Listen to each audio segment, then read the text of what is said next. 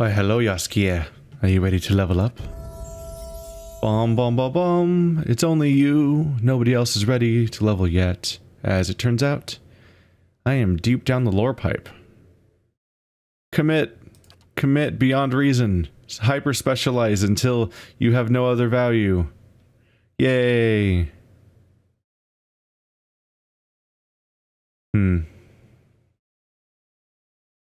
Unused points will carry to the next level. Yeah. Might as well just do that then. No invocations. Still in tier 1 though. Blah. Okay, so I have a monster summon and I have a damage reduction. It's strangely fun to say that every time. Those are both useful. I'm happy with those. How do we even these out? Probably a damager, right?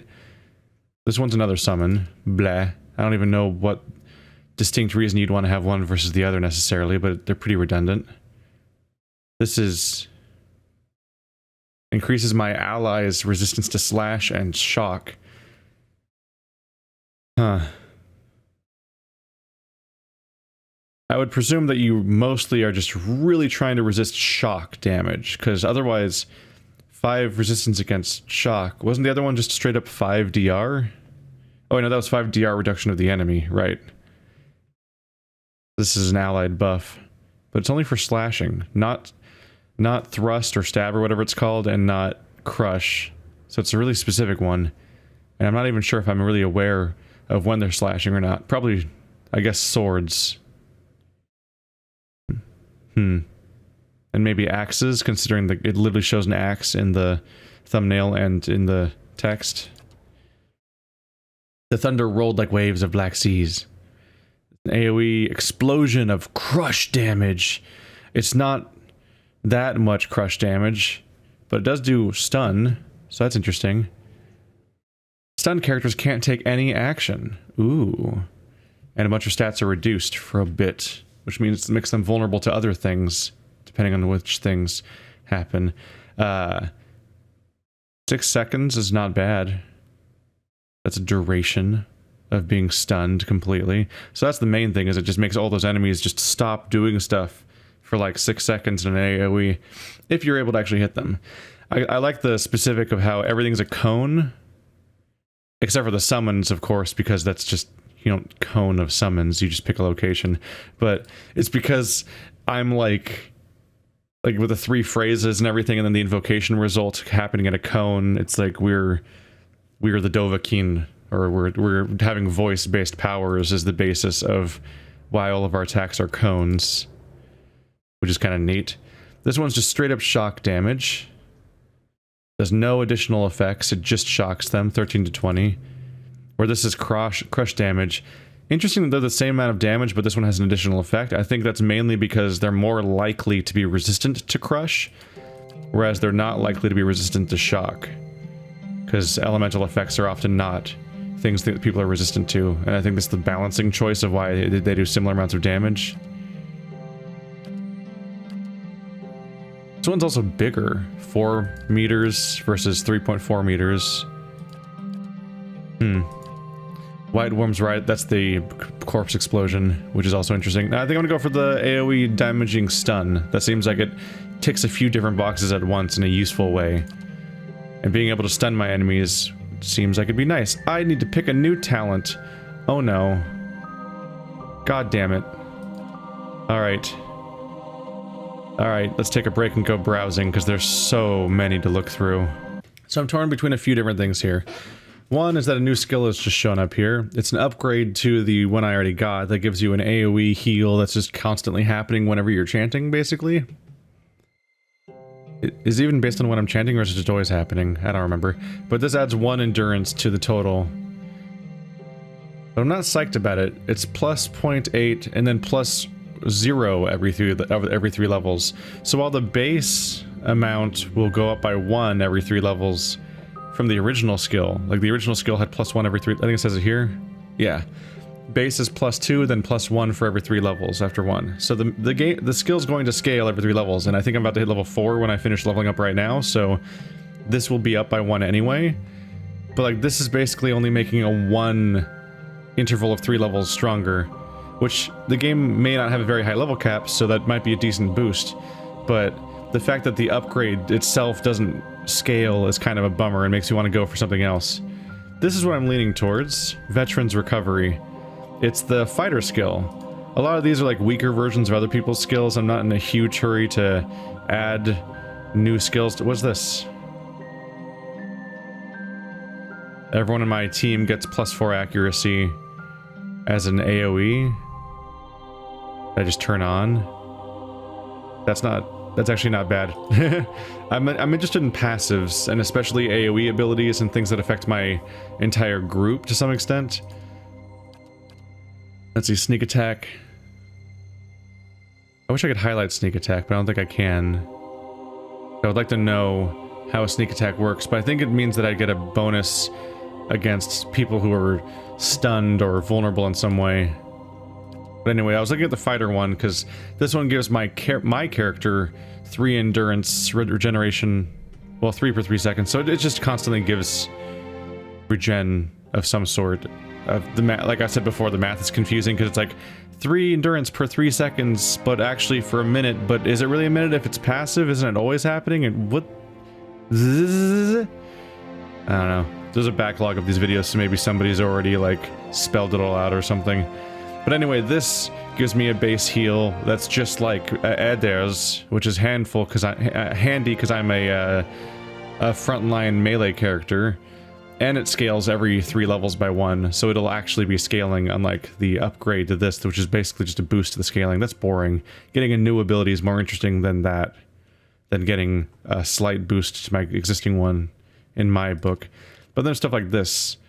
Vulnerable attack, which is just your attacks are slower a bit, but they skip through 5 melee damage reduction, which makes them more damaging, which is neat. Or even better, if I'm gonna highlight my support role here, my character has 0 interrupt, but I can give him +15 interrupt. Make his interrupt significantly better, and then his big heavy weapon is actually interrupting people for a second at a time and making them not take actions.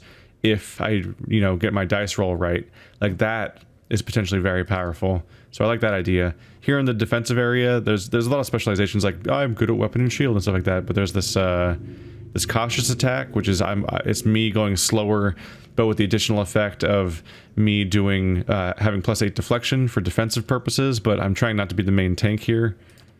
Interrupting blows is interesting because it doesn't require me to be in a mode either. Like vulnerable attack, I can toggle it, thankfully, but it makes me slower and gives me 5 DR, which is pretty strong. But this one over here just gives me 15 interrupt all the time, which seems like it could be very powerful if I'm going to be a mainline 2-handed weapon user, which I'm leaning more and more towards, in particular because Adair is the sword and shield guy, so I might as well be the guy who uses the 2-handed weapons that we find. So I'm a bit torn there. This entire screen I'm not really interested in. It gives you a bit of resistance to individual elements, mostly. And that's just a hyper-specialization that I'm not super into. So basically my biggest... I'm really interested in vulnerable attack also. Maybe I'll get them all eventually, because maybe you get a new talent every 3 levels. But I'm most torn between, I think, interrupting blows and veteran's recovery. And it's a little hard to make the call. I'm gonna go with interrupting blows. That seems neat. And it seems like it goes well with the weapon type I'm using, which hopefully I'll now stick with, because if I don't, then I'm gonna pay the consequences of having it specialized in this and then switching away from it. I don't know. Running you through my thought process. It's the kind of thing where, like, me having interrupts could be itself a defensive improvement, because the guy I'm hitting will take fewer actions, which is obviously useful. It's quick save because I just leveled up. Oopsie. Hey Dare, get over here.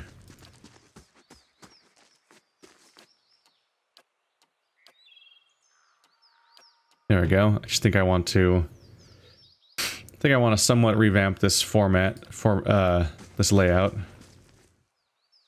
Just because it's irregular enough that it's still very easy for my character to get hit first. Because Adair isn't significantly on point enough. I don't know. I don't have a ton of experience with making formations and stuff like that. I'm kind of making it up as I go along. But Eder being as in front as possible would be helpful. But you have to be careful. Whenever I turn, it fucks up my entire formation. And so I need to, like... I basically want to click locally off-center to reorient the group, then click forward if I want Eder to actually be in front. I need to readjust the entire formation whenever I turn around. It's not like Age of Empires or whatever. I think it was Age of Empires was the one where your entire formation would kind of slow walk for a second as, like, the people who were supposed to be in the back would realize that they're too close to the front, and they would kind of slow walk while the frontline people would catch up and get ahead of them. I think I remember them, like, I think I remember them being better at maintaining formations. Although in particular, with Age of Empires, you had to deal with the fact that if you moved as a group, everyone would move at the speed of the slowest character. It's the deer. Okay. Well, that means I can't see if anyone's detecting me, if anyone does show up. Because the deer knows that we're all trying to sneak by. How embarrassing.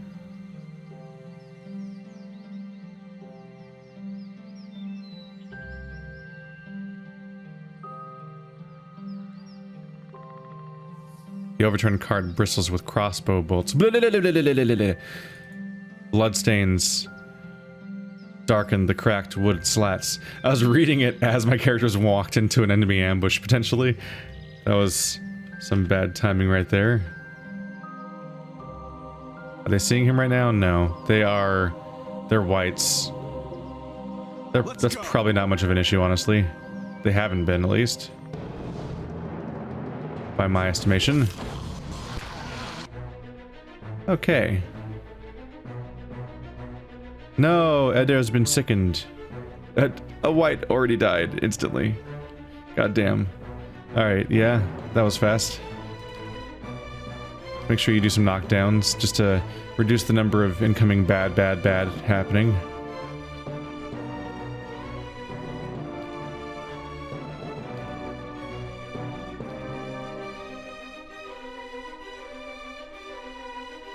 I believe, yeah, we've established that these are vessels. Which means I want to be in range for, I think, Holy Radiance to do as much damage as possible. Yeah.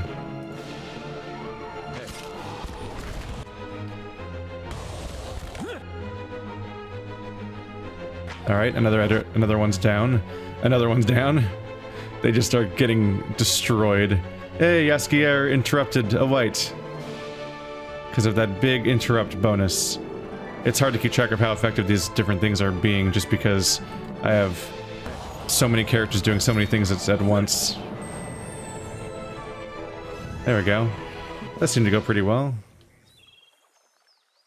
It's not always easy to judge, though, when you got your dudes and they're all like, yo, I specialize in interrupts.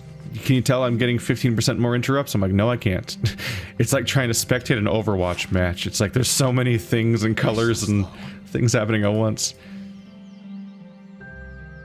I would have to do like a scientific study of each of the results of every fight by breaking down these freaking combat logs note by note every time in order to have any kind of reliable data that makes me feel good about knowing what's happening on any real level.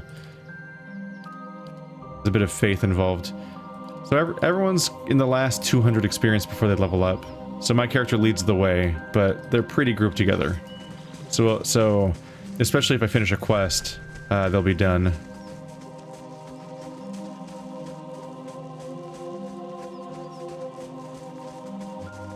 The question is, should I be worried about time usage or not? Like, we just finished this area. I could go ahead to Cadnua, but I could also go back to the Gilded Vale and turn in what I did. Oh, right, I was thinking about, like, wouldn't it be fun if I infiltrated this criminal organization?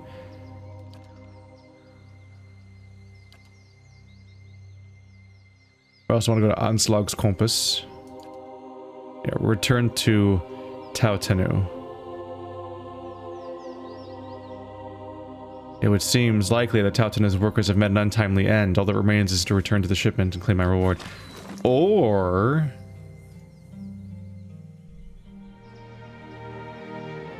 I need you to deliver our haul to Kern to sell. He will not speak to you unless you know the words.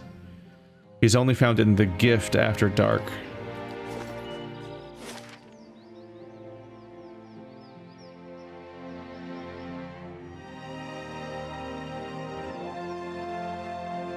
Ondra's gift. Ah. Still, I probably don't need to have the... I probably don't need to have the goods on hand. Yeah, let's go back to Gilded Vale. That's just a hint to hold on to, and then when I get to that town, I can be all like, yo, heard y'all in the gift. Have a special meeting place with the password. And then I can get in on that. Yeah, I don't think I have to avoid finishing the quest. I think I can just keep in mind in the future that there's some group I can contact that way.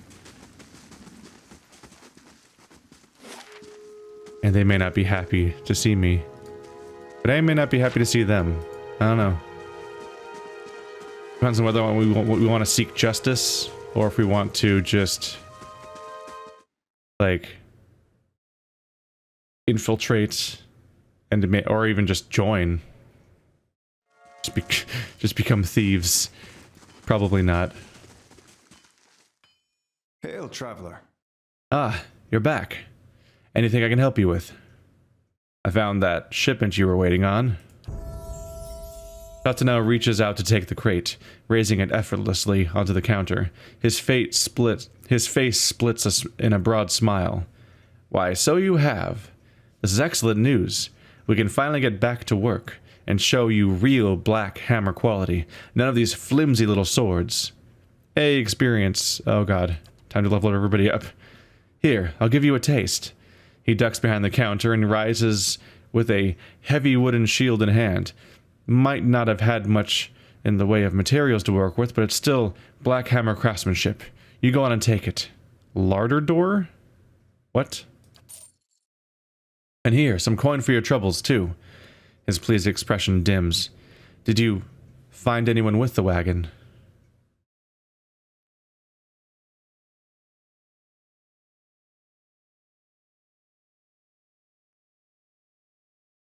I guess they didn't feel iron was worth dying for. Tatano nods solemnly. Perhaps. I certainly hope so. Poor fools. He sighs. I'll have to hire on more hands, either way. Don't suppose you want to settle in Gilded Vale, try some delivery work. He winks. You have my thanks for your assistance, friend. Give me some time to work the forge, and you'll have your pick of the next run of weapons. There we go. Everybody leveled up. Oh god. Oh god. Everybody leveled up. Oh god. Let's start with probably the easy one. The melee character. Obviously, athletics is his specialty at the moment. Hey, he has enough to do it at 2 points. That's clean.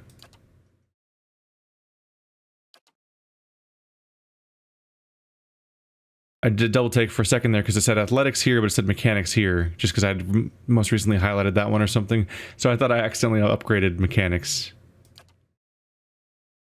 Talents. Bonus knockdown. Grants the fighter an additional use of the knockdown ability. Isn't that nice? So instead of 2 per encounter, he can use 3. Makes sense. Wary defender. Increases the fighter's awareness while in defender mode, granting a boost to fortitude, reflexes, and will.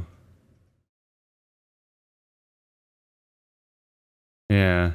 Because when he uses Wary Defender, he loses deflection, but I guess this makes him add 2 other effects. Which is nice. That makes some sense. Rhymer's Summon? It mimics the Chanter's ability to summon skeletons. You have to be 15 seconds into the fight, though. Huh. So yeah, these are all the different talents of other classes. You can like micro specialize a little bit. Give your allies some bonus accuracy.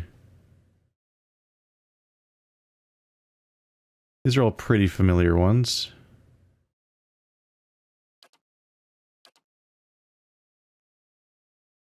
Cautious attack is an option. This would give me the ability to just increase his deflection at the cost of attack speed. Weapon and shield style just makes him better at what he's doing. +6 shield deflection, and shield deflection and bonus also applies to reflex. That could be good. And there's hold the line, which is just engage with more enemies, which is just good for tanking. I'm inclined to go with hold the line just because it lines up with this basic focus. I think I will. This is the level up episode where we slowly level everybody up. Hello, Aloth.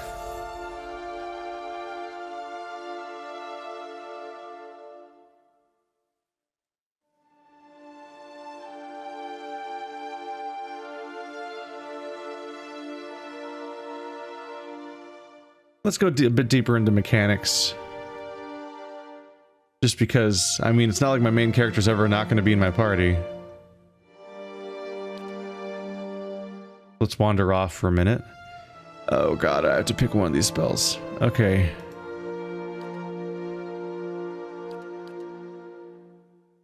The pressure is slightly off because I know now that if I fight an enemy wizard, I can learn their spells for a money price, but still. It's there.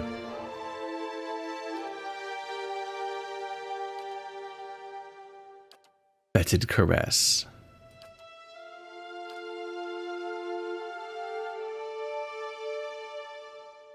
Attack the enemy, turn it into health for the caster. Giving him some self-survival could be handy. Foe AoE. It's actually a really large... That's 56 damage per enemy over an area. It's a pretty large attack overall. Well, the one thing is, do I want to learn level 1 spells? Because they cost less... I mean, I still have slots for this tier, whether I learn the spells or not. So I kind of want to have them, but they are cheaper to learn money-wise. So it's a bit of a back and forth. Like, these only cost 100 to learn from an enemy book. These ones cost 200 to learn from an enemy book, for example. Who had the cool location-based AoE? I think that was Durance. I think he already has it, too.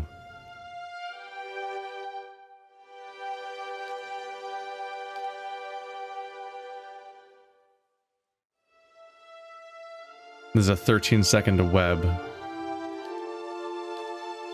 And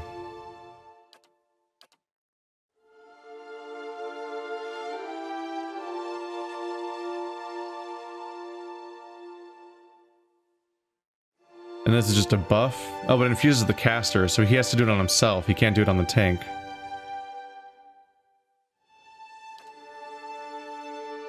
I don't know, this is interesting. It's not very, it's not fast. It's a 13-second effect, but continuously draining a bunch of endurance is pretty strong if we want to open up a particular fight with that. And it's an AoE.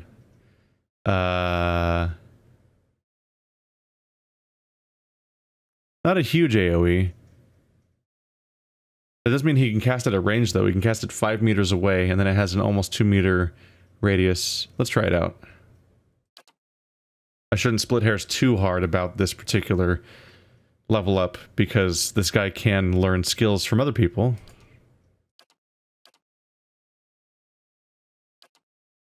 Novice is suffering. Alright, so these are the ones that are specific to him as a wizard, and that can't be learned by other characters.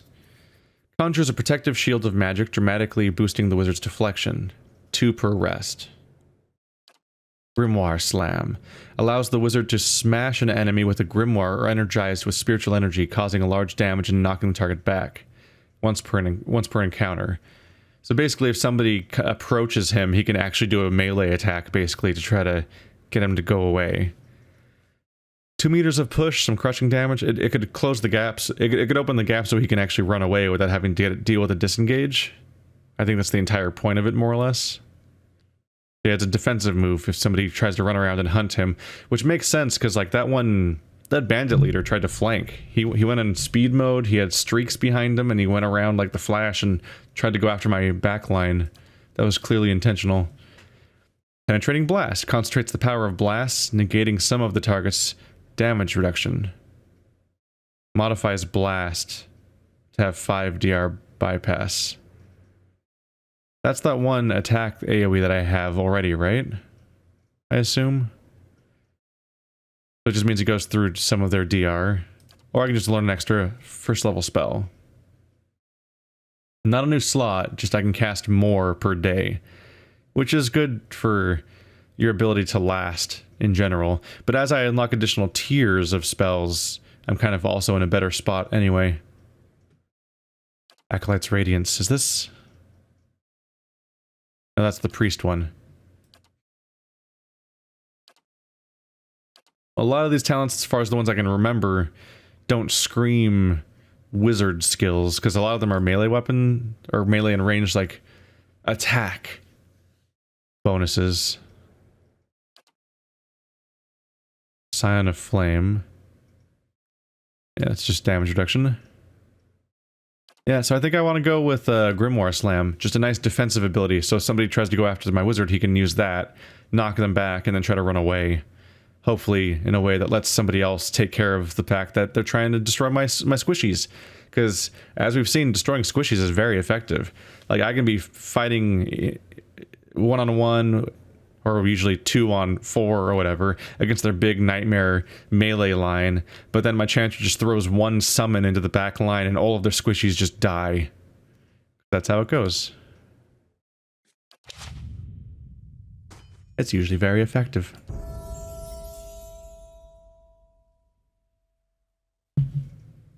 Yeah, everybody's specializing in lore. It's kind of hard to come up with what I want. God, his character model looks way less neat than his portrait. Also, like, that's a different beard texture than what's under it. These characters are not meant to be seen up close. Huh. Like, you can see why when I first played this game a few episodes ago, I was like, am I accidentally on low settings or something? Just because, like, these models just shouldn't be seen as close as they are in the screen, like ever, really. Yeah, ultimately I have 3 spellcasters that all kind of cross-specialize in lore. So even if I'm like, oh, Aloth, you go specialize in mechanics, since my protagonist will never not be in the party. Then we look over here, and this guy's already specializing in mechanics too. I don't know, we should at least give him survival. That damage reduction as a flat bonus for every person in the party is just a no-brainer. And everyone might as well get that. Whoa, he has base level lore. That's interesting. Oh,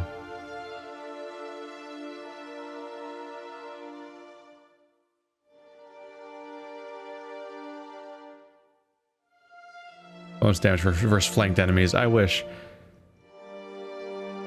Let's give you a little stealth, I suppose. Yeah, that's interesting to me. He's spent 0 points into lore. He actually just has that from it's his highest stat just from bonuses. Oh boy, you have a lot of class specific upgrades here. Brilliant Radiance. Enemies take burn damage from the Priest's Holy Radiance. Vessels take increased burn damage. Ooh.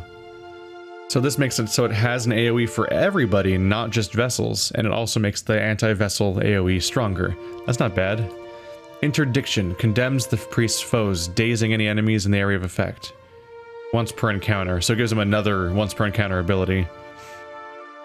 This dazes people for 8 seconds, which is the one that makes their... yeah.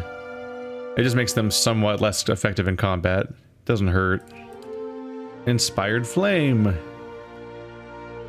The faithful of Magron gain an accuracy bonus with sword and an arquebus, which is a word, and can cast a special version of Burst of Summer Flame.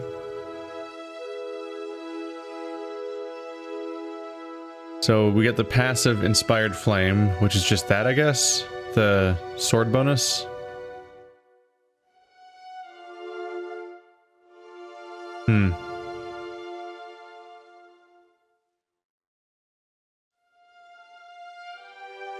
So Burst of Summer Flame does, oh, a bit of fire damage. That's not bad. So you do a bit of fire damage, it has a terrible interrupt. It's once per rest, though. So it's an emergency button, not a every fight button. Aggrandizing Radiance. Everybody receives less healing from the Priest's Holy Radiance, but the Priest gains a bonus to all attributes and movement. So healing is reduced by 75%. But just the Priest gets +2 to all their stats. I don't like that very much. Maybe more interesting if your Priest is a melee Priest or something? Inspiring Radiance. Allies get an accuracy bonus from the Priest's Holy Radiance, +10 accuracy. That's a pretty straightforward, nice thing to have. I do like the idea of making the Inspiring Radiance burn all enemies and also give all your allies accuracy. So I'm probably going to spend the next few talents on those. But I still might get Inspired Flame? No. The Interdiction? The Dazzle? That's an additional cast, though, just for that Dazzle.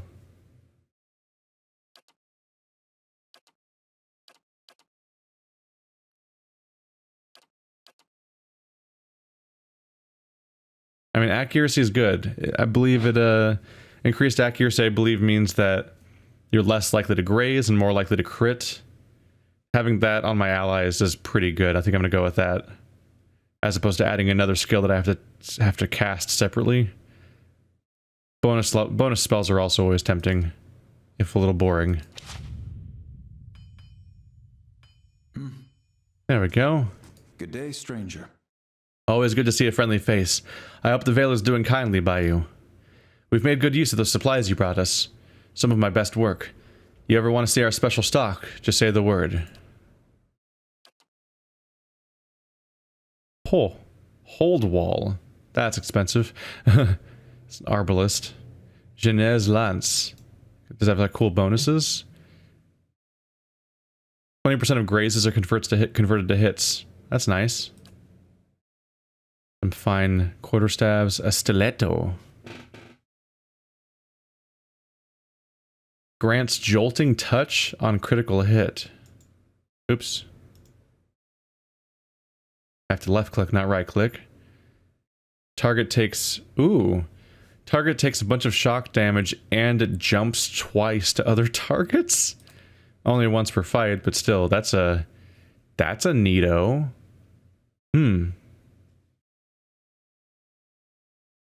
How much does that cost? A lot. A lot. Very expensive. Oh boy. Might want to just invest in upgrading what I've got. Fine medium shield. +4 shield deflection. Outworn buckler. Ooh, friendly aura, +5 to all defenses. Deflection, fortitude, reflex, and will. Not to be confused with DR. But having an aura is nice. Only usable by a paladin. There's the problem. Gotcha. Good thing I looked at that. And then there's a lot of like armor that has a bit of an upgrade to it. Mostly just that it's of a higher quality than its starting amount. Ooh, rings. Deflection, fortitude, reflex, well. The blunting belt. Damage reduction of 5 against pierce and slash. Damn. Cape of withdrawal. There's some interesting stuff in here. I should also probably look into my own stash real quick.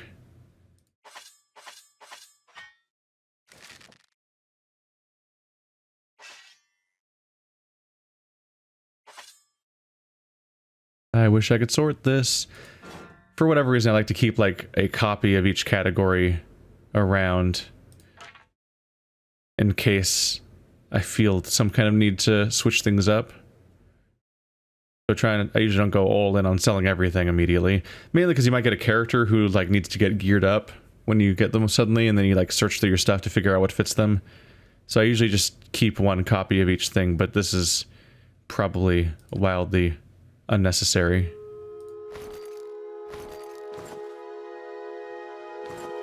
Especially since the deer wooden clothing I'm pretty sure is pointless, for example.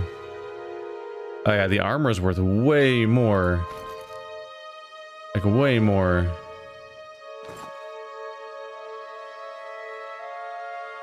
You know, these are both just leather armor with different appearances, aren't they? Yeah, they are. Scale, mail, padded. There you go. There's 400 CP. That starts turning into more stuff. These are 0 stat capes. Get them out of here. Capes don't have inherent value. A lot of these.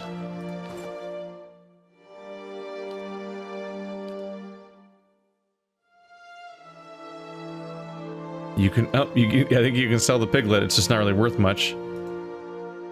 I think hides are used for some kind of upgrade somewhere, and you don't just want to sell them immediately. Same thing for these. Gems are also often some kind of like enchantment item. Let's trade.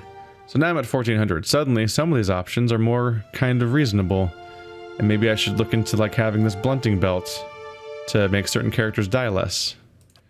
Still, it's like value 200, and it's like buying it 1300 CP, which is a big old goddamn for me. I have another torch. Ah. You would buy this for 410 CP, holy crap. So that is going to be worth a bit when I decide to sell it, but I'm not ready to do that yet because I haven't found my ranger. And when I find my ranger, I need to figure out whether or not this is an upgrade for them or not. So we'll wait for now. Instead, let's look into some of these characters, see if I can upgrade their weapons.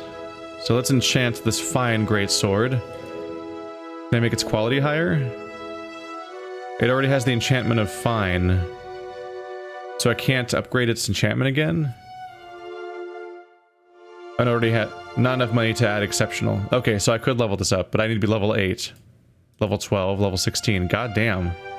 And I need a bunch of items I've never seen before. Oh yeah, here's where the gems come in, as you can see. So yeah, I want to hold on to that stuff as much as I can. Damaging. So I can do plus 15% damage. Enchanting requirements not met. Requires level 1. I have all those items.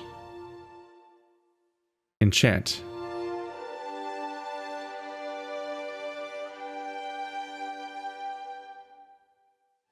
Like, I have all those items. If enchanting requirements are not met, could you tell me what enchanting requirements are not met? Maybe I just need to go over to a blacksmith spot. Good day to you. Or do I need to enchant with you? I can retrain characters at the fucking blacksmith? What? Alright. BRB gonna Google how to enchant in this game. Okay, so that was a straightforward enough solution. So, because it has fine, you can't do any of these. Which, it's weird that it's like, you don't have the items you need for these ones and stuff like that, and you already have fine. Really what they should do is they should say, fine greatsword already has enchantment fine, no matter what you click on. And then that'll make it really clear that you can only have one of this enchantment type, period. And I guess you can't override it with a different one or anything like that. All I can do is try to go for these kinds of things. But these upgrades that make you specialize in a specific enemy all require me to be level 5, which we're not there yet. Also, I don't think I have the items for a single one. They all seem to require moonstone. Yeah. Secondary damage. This lets you add fire, corrosive, freezing, shocking. Okay, so enchanting is largely kind of out the window. I can't do most of these enchantments because I need the basic requirements in most cases. But yeah, having some bonus damage would be nice. Too bad I can't do damaging. So that's the downside of having something that's already enchanted as fine, is it cuts me off from doing, like, say, a higher level enchantment.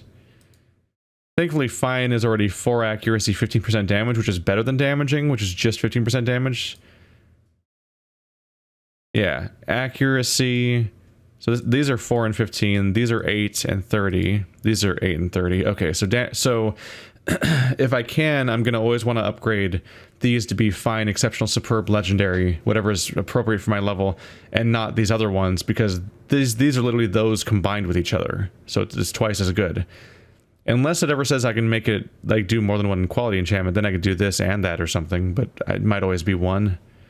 You might always have one total for each one. How would you ever max this thing out? So this thing has 14 slots. This is 8. And that's 4 and 2, so that's 6. So I guess that's 14.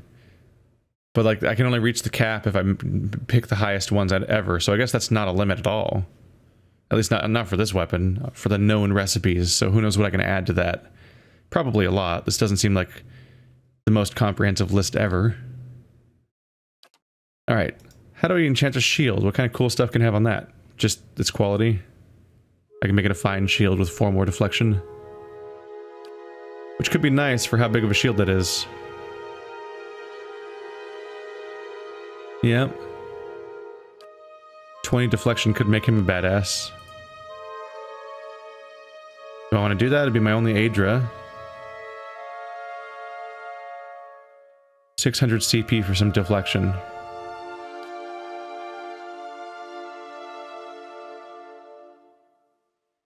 Huh.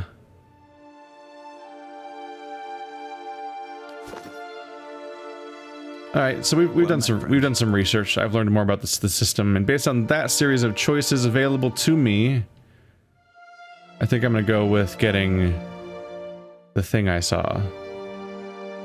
The blunting belt. The belt of blunting. I'm out of money now and I'm sad. Alright.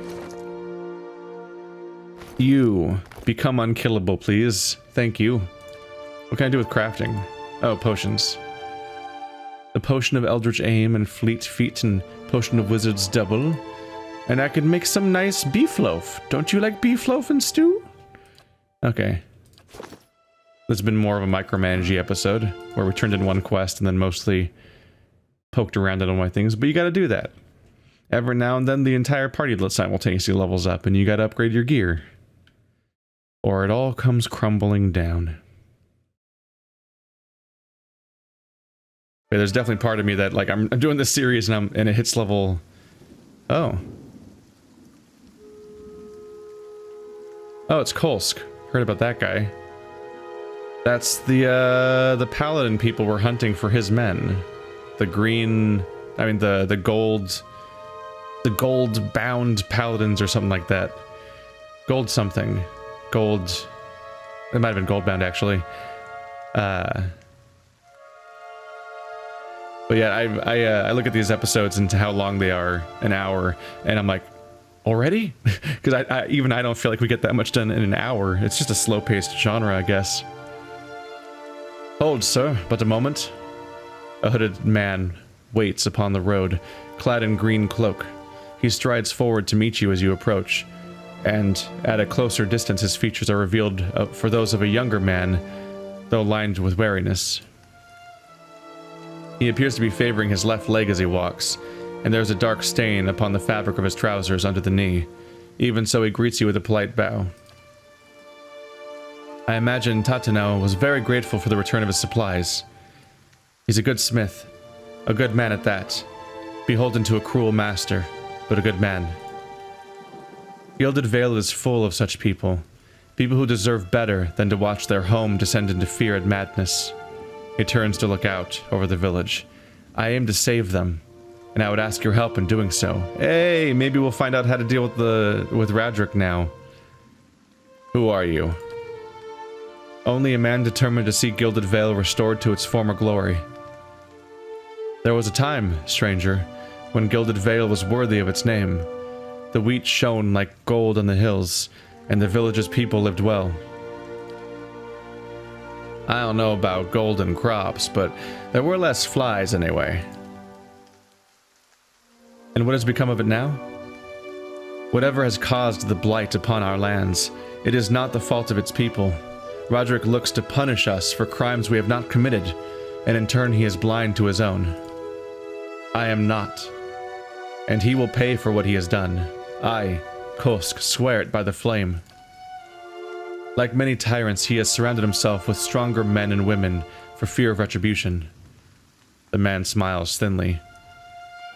And so, you are warned, if you would press on despite that.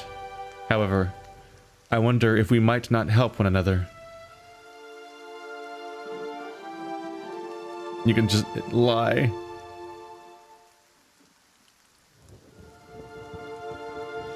Perhaps you could come with me. I sorely wish that I could, but I would only hinder you further. One of Redrick's lickspittles slipped a dagger in my leg before he fell. May he be half so lucky in the next life. He glances down at the wound. But it is not the leg which pains me. We have lost too many to Radrick's defenses. This is why I would turn to you now for assistance. What is it you want me to do?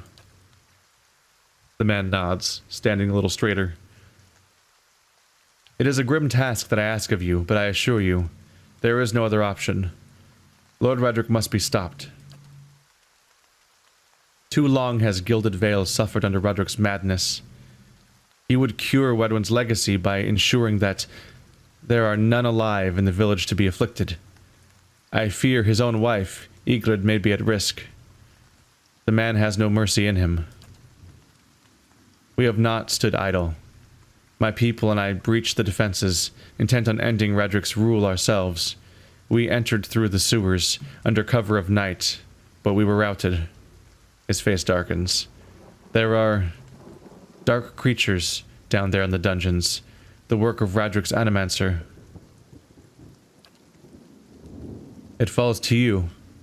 Lord Radrick has called for further reinforcements, and soon there will be no stopping him. Our time grows short, and in this hour I must beg assistance where I can. He's going to owe us more than some rubble-strewn plot of land after this.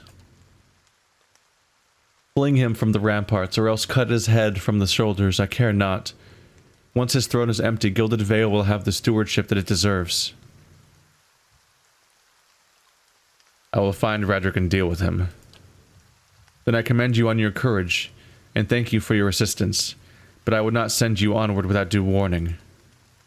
Radrick's hold is crawling with soldiers and cell swords.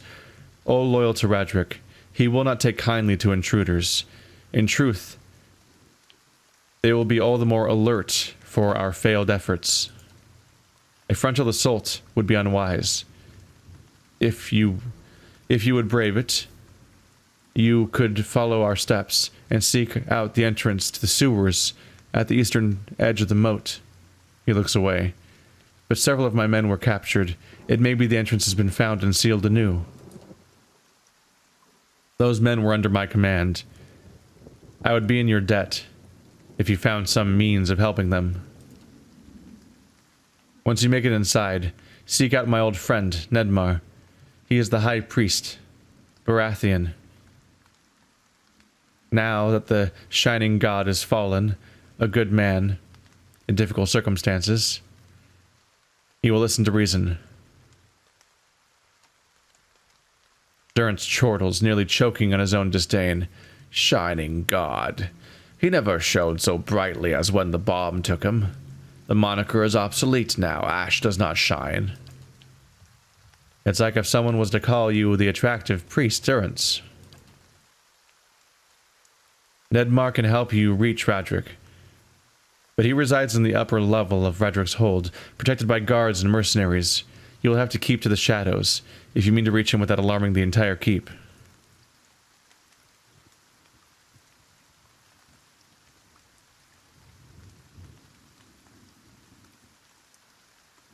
No sense in wasting resources if it isn't necessary. I'll keep your advice in mind. Spoken like a tactician. Keep your wits about you, and I am sure you will prove the victor. You will find Redrick's hold to the east, past the eastern wood. I await word of your success. Goodbye. Is it suddenly around now? Not yet. Probably not till I approach a transfer spot. I don't go through the door here, do I?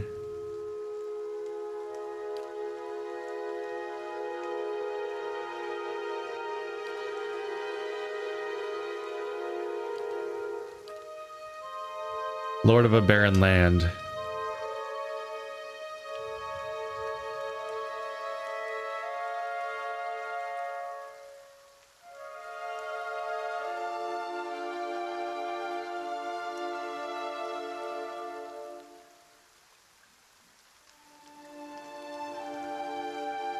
Yeah, he says, go to the moat, find the secret entrance, find Nedmar. It seems to be a completely different location than this one. That's how I'm interpreting that. Let's go take a look. So I probably have to see it via the walking screen.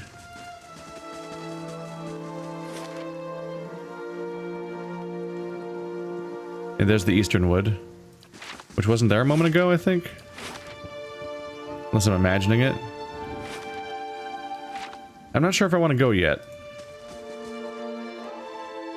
I'm considering going down here just because I haven't taken a look at it yet. Might be a dungeon worth exploring and poking around in. I think this is where he said the Animancer stuff was, though, so maybe I should be concerned about that. You know, poking around a dungeon usually has its upsides. And I have no idea what's down here, or how big it is. Might not even be a proper dungeon, might just be a little... Yeah, might just be a little basement because it's under a, No, it's not very small. The Temple of Aethys. Someone's in trouble here. I might not want to go to Radric's place immediately just because I know that it's a 6-player party game. It might be good to try to find a couple more party members before I try to assault an entire keep. Because I still don't have a full party. Assuming the game doesn't just scale based on your number of party members, which it might, but that'd make it a little silly, because it makes the party somewhat less useful. A rising sun and the 3 dawn stars, the symbol of Aethys. Who's Wirtan? I haven't been in here for, must be 5, 6 Please, help me here. My leg! Sorry, I can't get past the name. A man lies resting against the wall, lit by the dim illumination of the fading sconces. He has a gaunt, fox-like appearance, or aspect, and his face is pale and damp with sweat. One arm is held loosely against his side, sleeve soaked with blood. He gives you an anxious glance as you near, his features twisted with pain. Have a care, if you mean to go in. He casts a quick look towards the doorway to his left. This place is not so empty as I thought. He angles a look up at Eder. Paying your respects, Eothasian? He manages a pained grin. A little risky, isn't it? Think what the townsfolk would say. Safer down here than up there, even with the rats as big as they are. A faint edge of hostility belies Eder's playful tone. This temple isn't what it used to be. Probably for the best, times being as they are. He groans and shifts position, wincing. I'm no looter, if that's what you're thinking. Not one of this type's. Not one of his types either. Wirtan jerks his chin up towards Eder. Just wanted to do some good, I suppose.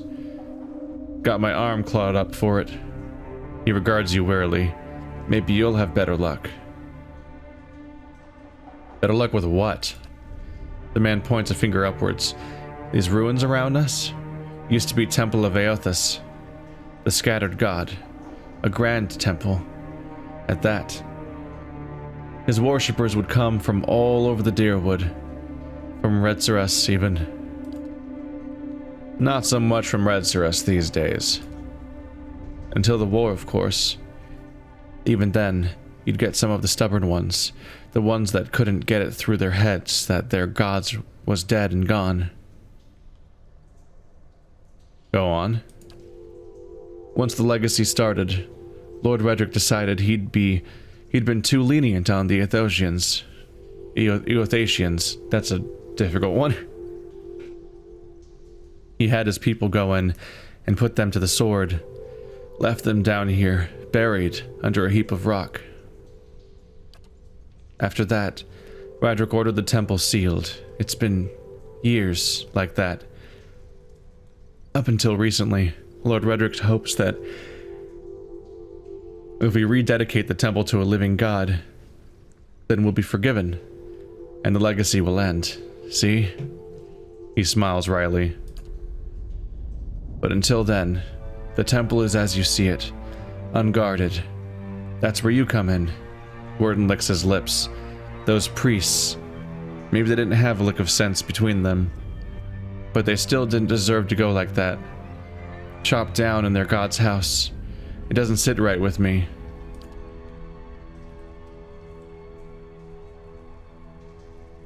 If you can get down there, find their remains, maybe we can finally give them a proper burial. Wirtan breathes out. No small task. There's coin in it for you, if you need motivating. Aloth's cautious expression softens. A pleasant surprise to see that someone around here has a shred of respect for the dead.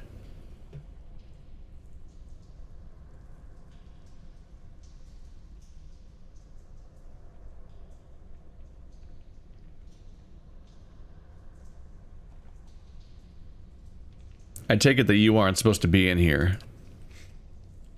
Wirtan laughs bleakly. Well, I meant to be in and out, nice and quick. I'm not hurting anyone, it's just... Lord Redrick's forbidden anyone from having anything to do with the scattered god. It'd be a little harder to explain to him than you. It's a good cause, though, isn't it? And you could make some coin in the process.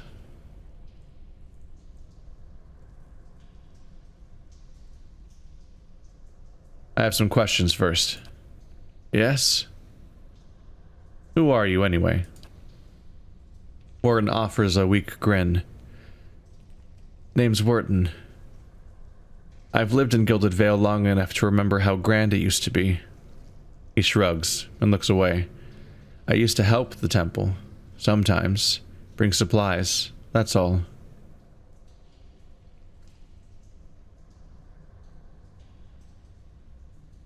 Won't Lord Redrick mind us digging around down here?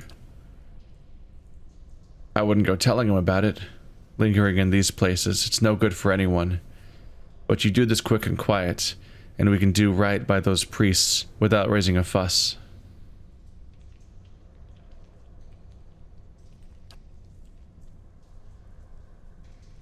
They're long dead. What does it matter where they're buried? It's about respect, isn't it? About deserving to be remembered, not just tossed under a pile of rock and forgotten. He breathes out shakily. I thought it was worth the effort, giving that to them. So you want me to bring you some skeletons? I'll bury them where they are if I could. I know it's a little macabre, but if we don't get them out now, Redrick's liable to destroy whatever's left of them. I'll find them. And by the flame, I owe you a good turn. But listen, the temple's been sealed off for so long, it's crawling with creatures. But if you get past them, the priests would have been down on the lower floor. They'll be there still, if they're anywhere. Those priests had all kinds of secret chambers, switches in the walls, trick sconces, that kind of thing. Keep an eye out and take care down there. I wouldn't want to have to send someone else after your remains. I'll wait here by the stairs and keep a lookout. Maybe try to patch myself up some. Well, that's a different goal. I wonder if now's the time. How long are these, by the way? Relatively long. I figure I keep putting off reading any of these, and they're going to build up if I'm not careful. Let's look into this and close out the episode with this. 10 years of dawn. 10 years I tilled the vorless leaf, and 10 years I told myself that living in St. Wadwin's footsteps would bring me rebirth. Each dawn I'd pray that if thou art If thou art in darkness, he shall bring thee light, and each night, what? And yet each night would bring the same emptiness. For my decade of living as a simple dye farmer, all I have to show for it is a great deal of purple clothing. Eothas has not spoken to us since he appeared at St. Wadwin's. It was my hope that Eothas would claim me as his next vessel, but alas, the Child of Light remains silent. Every day I practice the ritual of banishing the shadows of the unfaithful, and every day I work my fields in solitude without sign of Eothas returning. If thou art in darkness, he shall bring thee light, but how long must I remain lost in this long night of abandonment?